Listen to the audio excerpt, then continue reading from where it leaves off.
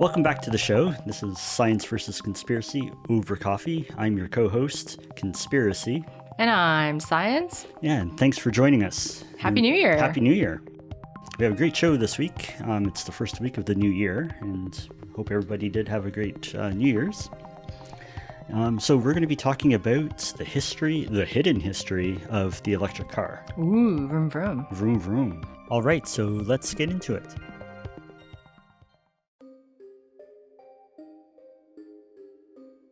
Marketing can make or break a company and its products.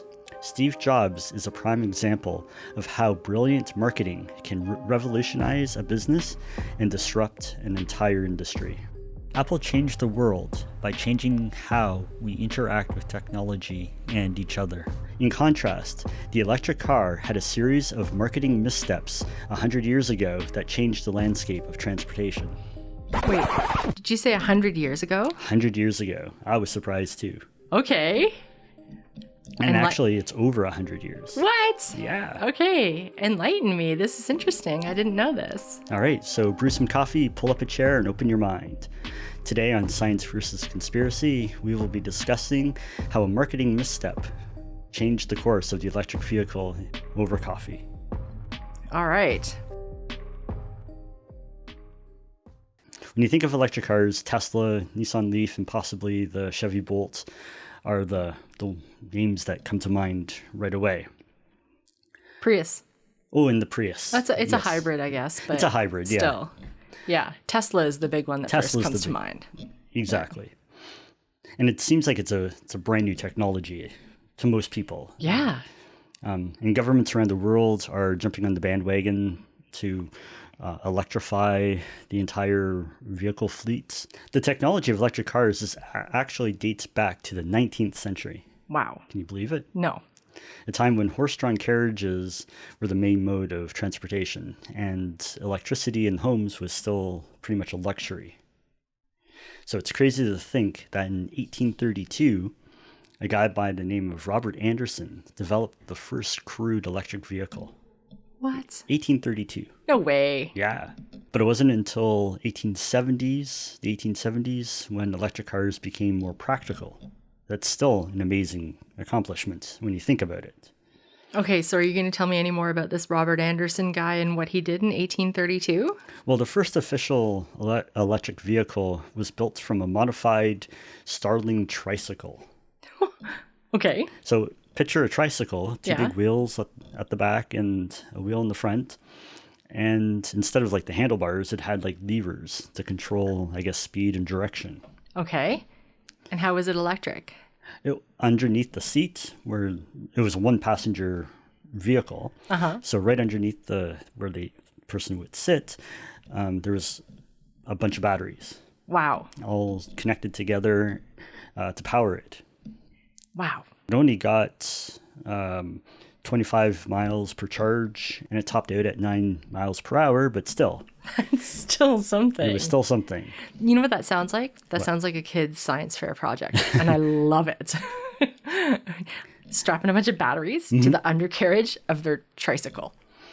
Yeah, exactly. I know this is a bigger trike for a grown-up, but still, like... Yeah, but the same principles apply there. That's amazing. Yeah. Okay. So that was kind of the birth of an electric vehicle. Wow. Yeah. 9 miles an hour. 9 miles an hour. That's awesome. Yeah. Now, going back a little bit, because we're at 1909 now. Okay. So we just have to go back a little bit to 1897 again. Okay. And the best-selling car in the U.S. was actually an electric vehicle. In 1897? In 1897. What was it? Who made it? The Pope Manufacturing Company, Columbia Motor Carriage. I thought you were going to say the Pope made it. Yeah, the Pope-mobile. By the turn of the century, steam-powered vehicles actually took over and outsold all the other technologies. Okay. Selling 1,681 units compared to 1,500, so there was close selling between steam power and electric. Wow. And gas-powered was under 1,000 units. Wow. 936. That's wild. Yeah. And they were advertised as a adventure vehicle. Oh, funny. Yeah. So the sedans of the day were adventure vehicles. Adventure Because you could go vehicles. further in them. Yes. Okay. So electric cars peaked at 1910. That's just bizarre, though, to even have that sentence out there. Mm-hmm.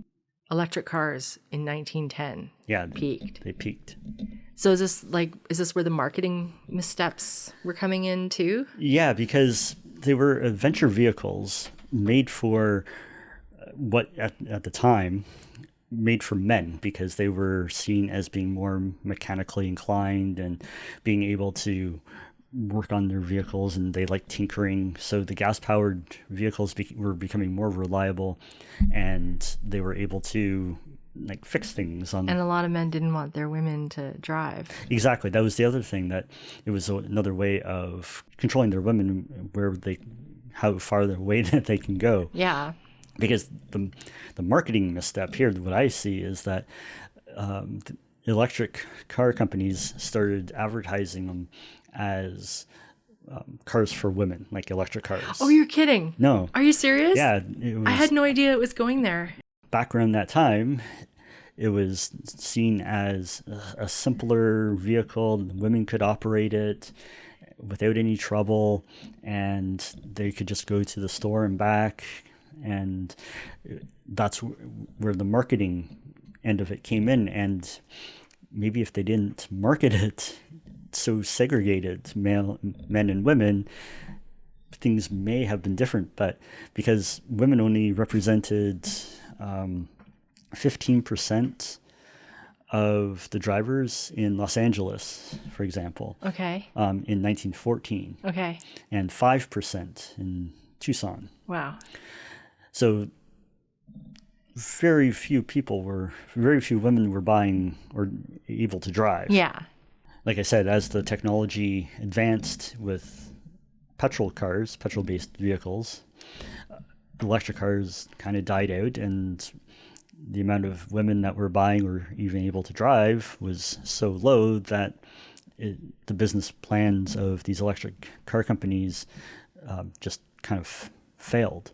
And even car companies like Ford, who is also developing alternative fuel sources, like they had an electric car and they had an ethanol-based car.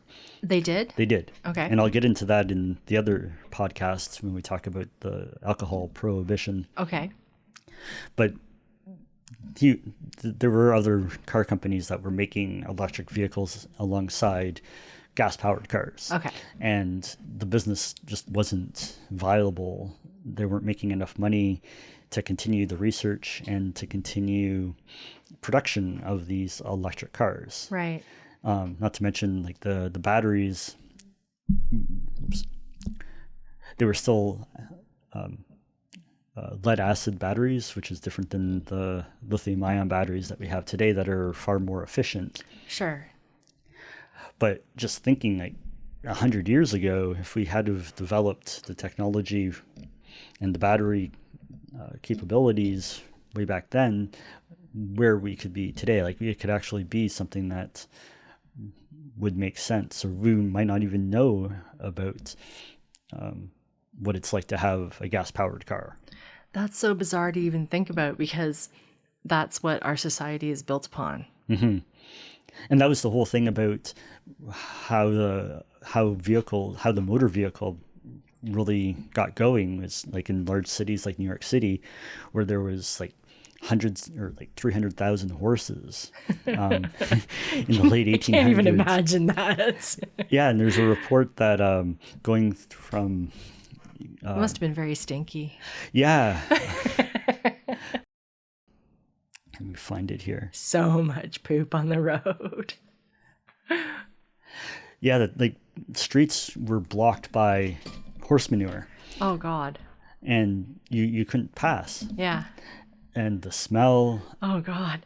yeah, it was disgusting. Can you imagine how different things would have been if they had said, well, first of all, if the society back then hadn't been quite so patriarchal and, trying to control the women with that big, huge marketing misstep by saying that the electric cars are ideal for women to just go on their little shopping runs, Yep.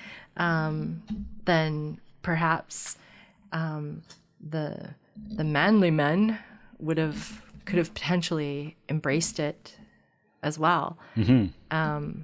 If also, I guess several things would have had to have been working in concert for this to have taken off, of course, and they didn't. But for example, if they had also been able to set up those battery depots, Right. several, and if they hadn't been so mismanaged by the franchisees and whatnot, regular diesel or battery Exactly. instead of the Tesla charging stations that we have all over the place now and stuff. That's so wild to think about. Yeah. If you like the video, the full version of the podcast is available right now on Apple Podcasts or wherever you get your podcasts from. But I guess we'll leave it there today. Okay. So thanks everyone for tuning in. If you like the show, please subscribe and share it with your friends. Visit us on Patreon. Yep, we'll leave a link down below. Until next week, remember, being paranoid is smart. But also, it's important to stay curious but rely on the facts. Take care, everybody. Bye-bye.